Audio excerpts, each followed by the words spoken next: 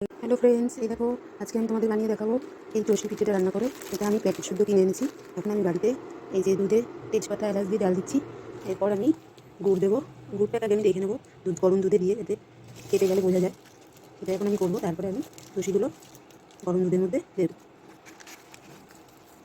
বাড়িতে চষি বানাতে খুবই কষ্টকর ব্যাপার হয়ে দাঁড়ায়, সেই জন্য এবার আমি দোকান থেকে কিনে নিয়ে আসলাম।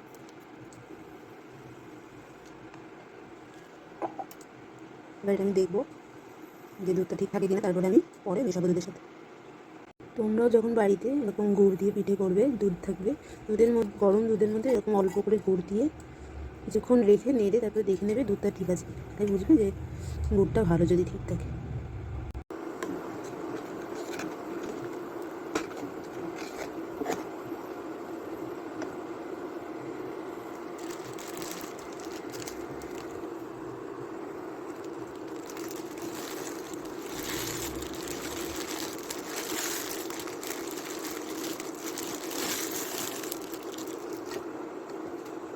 এই দেখো ফ্রেন্ড, আমার এটা সিদ্ধ হয়ে গেছে। অনেকটা টাইম লাগলো, এটা তো বাড়িতে বানানো না, কেনা।